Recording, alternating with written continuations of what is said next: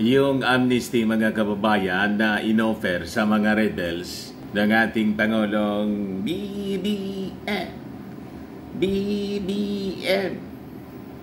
Umani ng napakalaking suporta mga kababayan galing sa various stakeholders.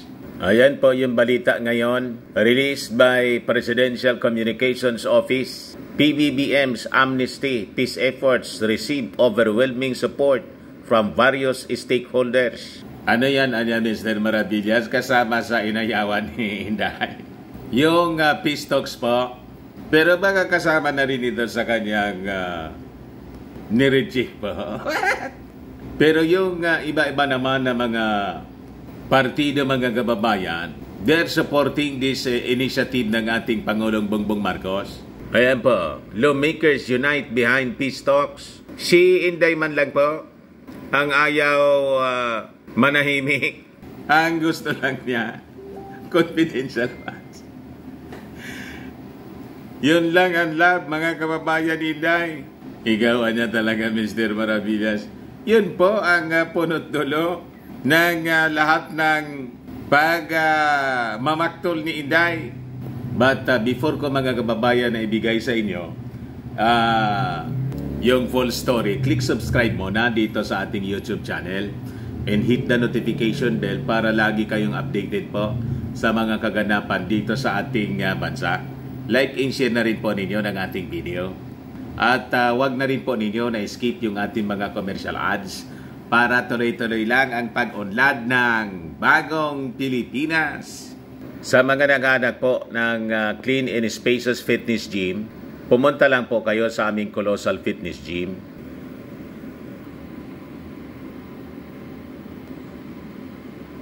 We also offer Grab car rental with our brand new 2023 model ng Toyota Innova.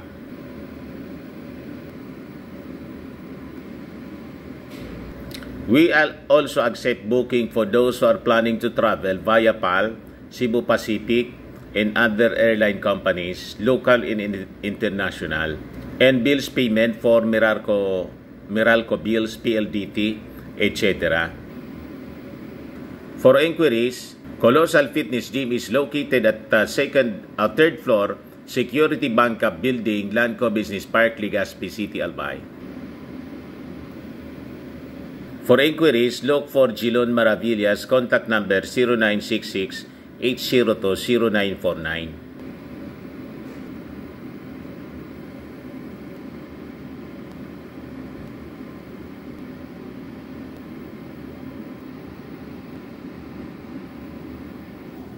Ayos pa? Ayos na ayos dyan, Mr. Maravillas. So, balikan natin mga kababayan yung ating kwento kasi nakakatawa itong mga developments ng balita, mga positive news po ito. Kasama siya sa mga peace effort, siyempre, ng ating Pangulong Bongbong Marcos para sa bagong Pilipinas. Kasi kung palaging magulo po dito sa ating bansa, wala tayong mararating yan. So sabi diyan, various government agencies, officials, and former rebels have thrown their support for President Ferdinand Marcos Jr.'s recent executive order in proclamations granting amnesty to various rebels and insurgents groups in the country, citing their importance to peace and national reconciliation. So, panahon na mga kababayan ng pagkakaisa. Pero anya, Mr. Maravillas, Inday, malapit na humiwalay. Yan mga kababayan kasi, napaaga yung pangarap. Hindi makapaghintay. Sa statement mga kababayan kahapon during the joint meeting ng House Committee on Justice and Committee on National Defense and Security, Justice Assistant Secretary Makin Anika Granong said that the proclamation are a significant step towards achieving lasting peace, and the Department of Justice is prepared to work closely with the National Amnesty Commission in processing applications for amnesty under the new proclamations. Ready anya kami. So itong peace efforts na to mga kababayan, amnesty granted to former rebel groups, siyempre, suportado ito ng ating armed forces. Sabi dyan mga kababayan, the Armed Forces of the Philippines supports and welcomes the grant of amnesty to members of the Communist Party of the Philippines, NPA-NDF, Revolusyonaryong Partido ng Manggagawa ng Pilipinas, Revolutionary Proletarian Army, the Alex Bungkayo Brigade, the Moro Islamic Liberation Front, and the Moro National Liberation Front, sabi po ni Armed Forces Captain Norsal Di Maporo. So, hindi lang po ito sa mga communist, former rebels ng Communist Party, pati sa mga dating MNLF, MILF. Ngayon, tungkol naman po sa pakikipag-usap muli sa mga rebels, nagkakaisa po yung ating mga mambabatas. Behind the peace talks, mga kababayan, initiated ng ating Pangulong Bongbong Marcos. Ayan po yung balita ng Manila Standard. Hindi ko din maintindihan kung bakit ang nilagay ditong picture ng Manila Standard, si Inday,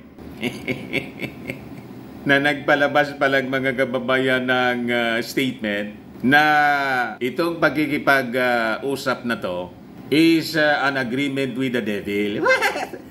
Pero sabi rito mga kababayan, lawmakers crossed party lines to support President Ferdinand Marcos Jr.'s peace initiative. A day after Vice President Sara Duterte warned him that resuming talks with the communists was like reaching an agreement with the devil. So yung statement po ni Inday, lantarang pagsalungat sa posisyon ng ating Pangulong Bongbong Marcos na kanyang ka-unity team. Kaya yung ating mga observers po ay they're expecting na in the coming days, malamang si Inday umalis na. Umalis na mga kababayan bilang cabinet member ng ating Pangulong Bongbong. So sabi dyan, as the united voice of the House of Representatives representing all political parties, we collectively express our unwavering support for President Ferdinand Marcos Jr.'s initiative for peace and national unity. Sabi po sa joint statement na pinalabas nila. The House Secretary General Reginald Velasco, who released the statement, said it had the support of all parties including those in the opposition at saka sa Makabayan Bloc. Yung mga party leaders po na nagpaabot ng statement of support ay sina Senior Deputy Speaker in Pampanga Representative Aurelio Gonzales Jr., Majority Leader in Zamboanga City Representative Manuel Jose Dalipe, and Agusan del Norte Representative Jose Aquino II of Lakas Christian Muslim Democrats, Rizal Representative Michael Jan Doabit, Ilocos Sur Representative Christine Singson Mihan, and Quezon Representative Mark Inverga of the Nationalist People's Coalition, NPC, Las Piñas City Representative Camille Villar, Surigao del Norte Representative Robert Ace Barbers, and Romblon Representative Eliandro Jesus Madrona of Nacionalista Party, Camarines Sur Representative Luis Raymond Villapuerte, Antipolo City Representative Roby Puno, and Bataan Representative Albert Garcia of National Unity Party, Ako Bicol Party List Representative Saldico, Bicol Saro Party List Representative Brian Raymond Yamsuan, and Barangay Health and Wellness BHW Party List Representative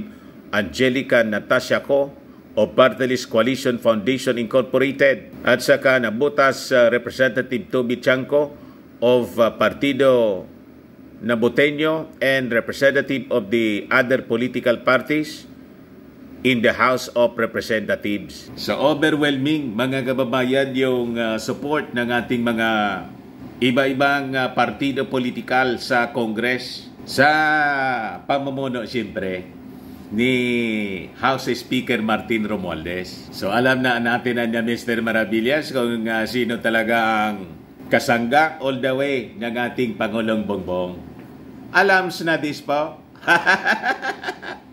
O baka lang gusto ninyo po itong itry, Firmax Firming and Lifting Cream, pinapay po sa mga pulses. and affected area. Mainam po sa paninigas ng mga kaso-kasuan. Ito naman po, Automax Radiant Serum. Sa mukha naman yung application. Anti-aging po siya. You will look 10 years younger than your age. Ngayon, sa mga cancer patients po, baka lang gusto ninyo itong itry. Neng siya red mixed fruit drink. Hindi man siya po gamot, food supplement siya. Kaya lang, gawa siya mga kababayan sa goji berry. Yung goji berry may anti-cancer properties. Ayos pa, o yung mga inquiries ninyo, dumiritso na lang kayo sa aming messenger sa Facebook para masagot namin agad. Ako po si Dante Maravillas. Bye-bye po. God bless.